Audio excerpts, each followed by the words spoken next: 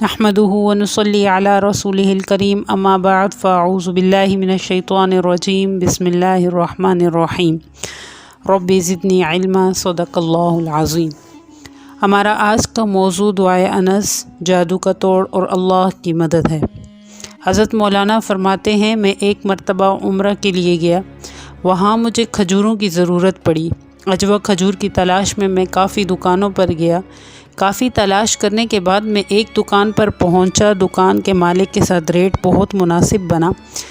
میں عنبر اور مبروم کھجور کی بھی تلاش میں تھا، تو دکاندار سے جب اس کا اظہار کیا تو اس نے مجھے وہ کھجور دکھائی، ساتھ میں یہ بھی کہا، اگر آپ چاہیں تو میں آپ کو اپنے باغ میں لے چلتا ہوں جو اس سے اچھی اور عمدہ ہیں۔ اس کے مزاج اور اخلاق کو دیکھتے ہوئے میں اس کے ساتھ جانے پر آمادہ ہو گیا۔ کچھ دوری کے بعد جب ہم باغ میں پہنچے تو اس کے باغ میں نے کچھ شیطانی اثرات کو دیکھا۔ میں نے نہ چاہتے ہوئے بھی اس سے یہ سوال کر ڈالا کہ میں یہاں پر کچھ شیطانی اثرات محسوس کرتا ہوں، کیا مجھے آپ اپنے کاروبار سے متعلق کچھ بتانا پسند کریں گے؟ کیا آپ پر ایسے غیر موافق حالات آئے؟ میری بات پر وہ اچانک چونک گیا اور مجھ سے میرا تعارف پوچھنے لگا۔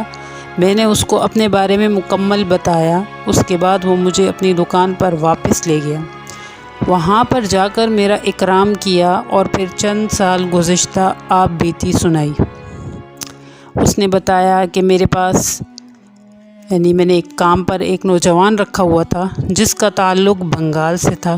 میں نے کافی مرتبہ اس کی بری عادات کی وجہ سے اس کو ڈانٹا اور متنبہ کیا کہ بار بار میرے اعتماد کو ٹھیس پہنچانا مناسب نہیں۔ آخر کار میں نے تنگ آ کر اس کو اپنی دکان سے الوداع کر دیا۔ وہ شخص جاتے جاتے میرے ہاتھ میں ایک کاغذ کا ٹکڑا یا درخت کا پتا غالباً تھما گیا۔ میں نے جو ہی اس کو اپنے ہاتھ میں لیا تو اس کو آگ لگ گئی۔ آگ لگتے ہی اس نے مجھے کہا کہ اب دوبارہ تم مجھے خود یہاں بلاؤ گے۔ اس شخص کے نکل جانے کے بعد آئے دن میرے گھر کے حالات بد سے بدتر ہوتے گئے۔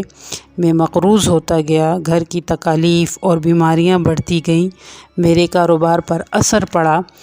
میں اتنا مقروض ہوا کہ مجھے دکان کو الوداع کرنا پڑا۔ اتنے مجبوری کے عالم میں ایسا پھنسا کہ میرے پاس مجھے سوائے موت کے کوئی راستہ دکھائی نہیں دیتا تھا۔ میرے پاس سوائے ایک در کے اور کوئی در نہ تھا۔ میری آخری امید میرے اللہ اور اس کا حبیب تھے۔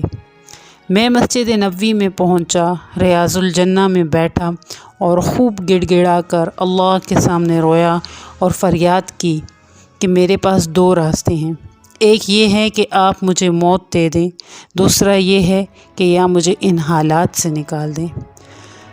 میں بے بسی میں بار بار یہی اللہ سے التجا کرتا کہ اتنے میں مجھ پہ غنودگی طاری ہوئی اور میں نے خواب میں دیکھا کہ جنت البقیع ہے۔ اتنے میں مجھے کسی نے جھنجھوڑا، میری آنکھ کھلی تو میں نے دائیں بائیں دیکھا، مجھے میرے اتنے قریب کوئی نظر نہ آیا۔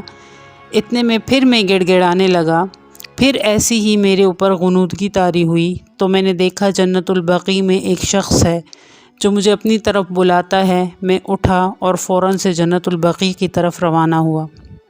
وہاں پہنچ کر میں نے دیکھا کہ ایک شخص کھڑا ہے جو میری طرف متوجہ ہے اور مجھے کہتا ہے کہ کیا ایسے سخت حالات میں بھی تم دعائے انس کا اہتمام نہیں کرتے؟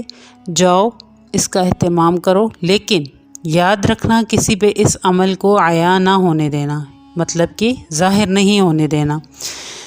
اس کے کہنے کے بعد سے آج تک میں نے دعائے انس کو اپنا ورد بنایا۔ اس کے پڑھنے سے نہ صرف میرے پاس وہ لڑکا واپس آیا بلکہ آ کر بڑے تعجب سے پوچھا کہ مجھے یہ بتاؤ کہ میرے عمل کے توڑ کرنے والا کون شخص ہے۔ میں خاموش رہا اور اس کو آسمان کی طرف اشارہ کر دیا۔ اس کے واپس چلے جانے کے بعد میں نے عمل کی تعداد کو بڑھا دیا۔ کچھ وقت کے بعد وہ دوبارہ اپنی کسی عزیز کو ساتھ لایا اور میرے پاؤں پڑ گیا اور یہ کہا کہ خدا را مجھے بتاؤ کہ میرے عمل کا توڑ کس نے کیا ہے۔ میرے گھریلو حالات بد سے بدتر ہوتے جا رہے ہیں اور آج میری حالت یہ ہے کہ اگر تم نے مجھے معاف نہ کیا تو میں یقیناً ہلاک ہو جاؤں گا۔ میں نے اس کو عمل تو نہیں بتایا، لیکن اس کو सुन्नत समझकर मुआफ़ कर दिया। उसके कुछ वक़्त बाद ही मेरे पास मेरा एक दोस्त आया, उसको मेरे हालात का इल्म हुआ तो उसने मुझे हदिया के तौर पर काफ़ी बड़ी रकम दी और मुझे कहा कि अपना काम दोबारा शुरू करो और अपनी दुआओं में मुझे याद रखो। उसके बाद मैंने अपना क़र्ज़ अदा किया और जिस बाग़ में आपको ले गया ये ख़रीदा और अल्लाह के फ़ज़ल से आज मैं खुशहाल हूँ।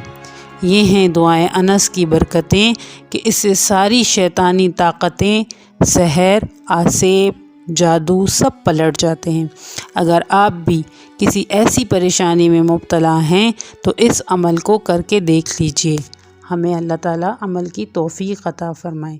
आमीन सुम्मा आमीन।